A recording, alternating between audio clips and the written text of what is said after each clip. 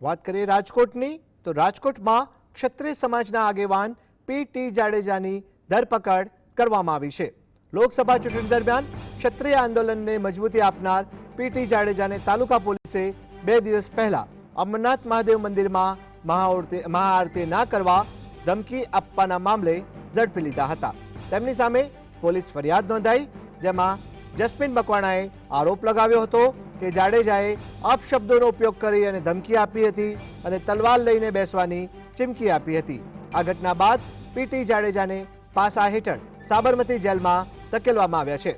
ધરપકડના સમાચાર મળતા જ ક્ષત્રિય સમાજના કાર્યકરો અને આગેવાન તાલુકા પોલીસ સ્ટેશન ખાતે એકઠા થયા હતા, જેના કારણે તણાવપૂર્ણ સ્થિતિ સર્જાઈ હતી।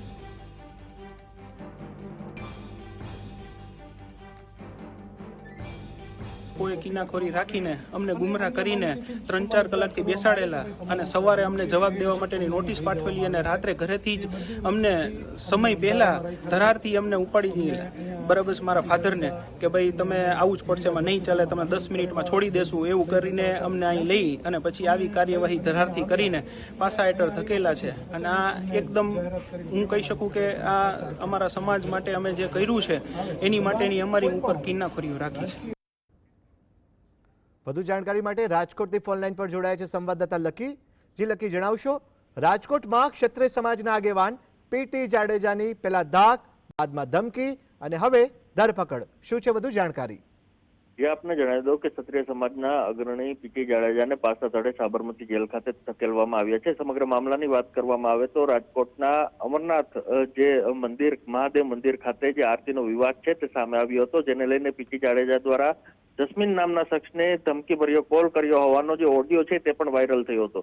સમગ્ર મામલે જે તાલુકા પોલીસ દ્વારા સવારમાં નોટિસ ફટકારીને જવાબ માંગ્યો હતો, પરંતુ ત્યારબાદ અચાનક જ મધરાતે તાલુકા પોલીસ છે તે પોલીસના ધાડા જે પી.ટી. જાડેજાના ઘરે પહોંચ્યા હતા અને તાત્કાલિક તેમને અડધી કલાકમાં છોડી દેશું તેવું કહ્યું હતું, તેવું તેના જે પુત્રનું કહેવું છે। જેને લઈને જે તાત્કાલિક ધોરણે તે તાલુકા પોલીસે ગયા અને ત્યારબાદ તેને તાત્કાલિક ધોરણે સાબરમતી જેલ ખાતે ધકેલવામાં આવ્યા છે। આ સમગ્ર ઘટનાથી જે ક્ષત્રિય સમાજમાં રોષ છે તે પણ જોવા મળ્યો છે। જે ઘટના બનતાની સાથે તે તાલુકા પોલીસ સ્ટેશન ખાતે ક્ષત્રિય સમાજના આગેવાનો છે તે આવી પહોંચ્યા હતા અને તણાવપૂર્ણ જે માહોલ છે તે પણ જોવા મળ્યો હતો। હાલ જે સમગ્ર મામલે વાત કરવામાં આવે તો ક્ષત્રિય સમાજમાં રોષ જોવા મળી રહ્યો છે। જી બિલકુલ લખી, અહીંયા એક પ્રશ્ન ઉપસ્થિત થાય છે કે જે ક્ષત્રિય આંદોલનને પી.ટી. જાડેજાએ મજબૂત બનાવ્યું હતું, તેમની ધરપકડ કરવામાં આવી છે। ક્ષત્રિય સમાજના જે આગેવાનો છે તેમાં રોષ છે, આગામી સમયમાં શું કાર્યવાહી કરવામાં આવી શકે? જી ચોક્કસથી જે પરસોત્તમ રૂપાલા વિરુદ્ધનું જે લોકસભા ચૂંટણી વખતે આંદોલન ચાલ્યું હતું ક્ષત્રિય સમાજનું, તેમાં મુખ્ય ભૂમિકામાં પી.ટી. જાડેજા હતા અને જે તેમના વિરુદ્ધ આ કાર્યવાહી સાથે ક્ષત્રિય સમાજમાં રોષની લાગણી છે તે પણ જોવા મળી રહી છે। અલગ અલગ નિવેદનો છે તે ક્ષત્રિય સમાજના આગેવાનોના આવી રહ્યા છે, ત્યારે આગામી સમયમાં હવે આ મુદ્દે પણ આંદોલનની ચીમકી ક્યાંક આંદોલન થઈ શકે તેવી જે વાત છે તે હાલ તો સામે આવી રહી છે। જી લકી, આપ જોડાયા, આપનો આભાર।